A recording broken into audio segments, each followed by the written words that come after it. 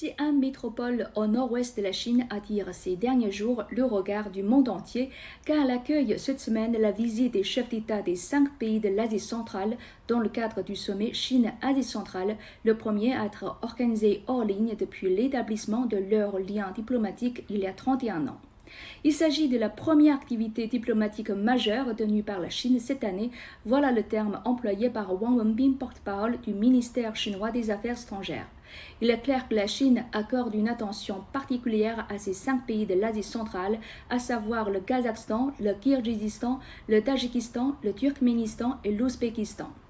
Ce sentiment est réciproque. Ces 5 pays chérissent eux aussi leurs relations avec la Chine, car le bilan des 31 ans de relations entre les deux parties peut se résumer en 4 termes suivants: bons voisins, bons amis, bons partenaires et bons frères.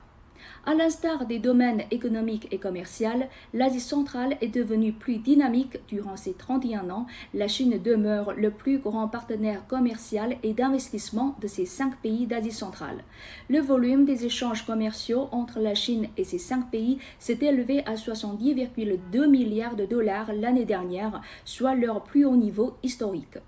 Leurs coopérations se sont renforcées dans le cadre de la ceinture de la route alors qu'il y a 10 ans, le président chinois Xi Jinping a pour la première fois proposé la construction d'une ceinture économique de la route de la soie à l'université Nazarbayev du Kazakhstan. Au cours des 10 dernières années, les 5 pays d'Asie centrale ont transformé la région en zone de démonstration de la coopération en la matière, avec des projets phares comme le gazoduc Chine-Asie centrale et des milliers de trains Chine-Europe qui passent par la région en témoignent aussi. Grâce aux efforts conjoints de toutes les parties, la Chine et l'Asie centrale forment petit à petit une communauté de destin. Le présent sommet à Xi'an sera donc l'occasion de tracer un nouveau plan pour les relations Chine-Asie centrale et d'ouvrir une nouvelle ère de coopération. Toujours dans les domaines économiques et commerciaux, les échanges entre les deux parties vont encore s'intensifier à partir du présent sommet. Le 18 mai, jour de l'ouverture du sommet, Xi'an sera la première ville chinoise à avoir des vols directs avec tous les 5 pays de l'Asie centrale.